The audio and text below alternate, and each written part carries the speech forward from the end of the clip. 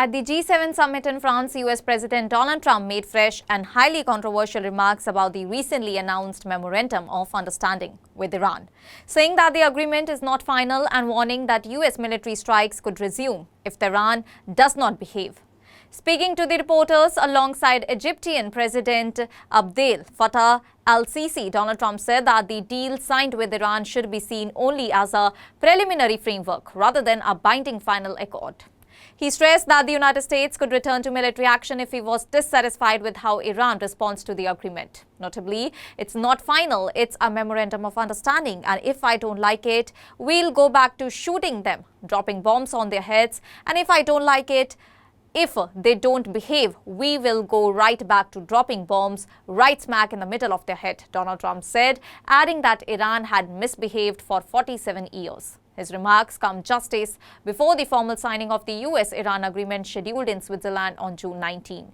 The deal, which has been described by US officials as a framework in order to end hostilities and reopen key maritime routes, including the Strait of Hormuz, has already been signed electronically by both the sides, according to the senior US officials. Vice President J.D. Vance confirmed that the memorandum outlines a path for sanctions relief and future negotiations that is linked to Iran's nuclear program and regional security commitments. Earlier announcements from the US administration had described the agreement as a major diplomatic breakthrough that is aimed at ending a prolonged conflict and restoring stability in the Gulf region. Donald Trump himself had declared on social media that the deal was complete, saying it would reopen the Strait of Hormuz and end US naval restrictions in the region, allowing oil shipments to resume freely. However, he later clarified that the formal signing in Switzerland would be the decisive step. And despite this, uncertainty continues to surround the agreement. Donald Trump reiterated that the Strait of Hormuz had only been partially opened and said full reopening would depend on the final signing. He also hinted that he might not attend the ceremony in Switzerland. The Vice President J.D. Vance is expected to represent the US at the event. The deal has been brokered through mediators, including Pakistan and Qatar, with Switzerland acting as the host for the final signing. It reportedly includes provisions for a temporary halt in hostilities, negotiations over Iran's nuclear enrichment activities, and discussions on the disposal of highly enriched uranium over a 60-day window.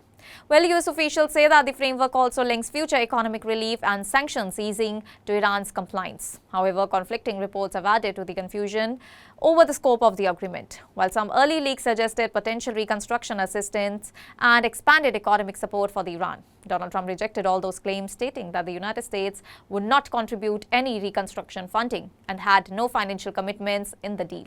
The announcement of the agreement had briefly eased tensions in global energy markets, particularly as the Strait of Hormuz is a critical route for nearly one-fifth of global oil supplies. But Donald Trump's latest comments have reintroduced uncertainty, with analysts noting that the durability of the agreement now depends heavily on political will and compliance from both the sides. The remarks also came against the backdrop of heightened geopolitical tensions following recent US military strikes in the Gulf region and escalating instability across West Asia. While the administration has framed the deal as a step towards peace and regional stability, Donald Trump's warning that military action remains an option underscores the fragile and conditional nature of the agreement.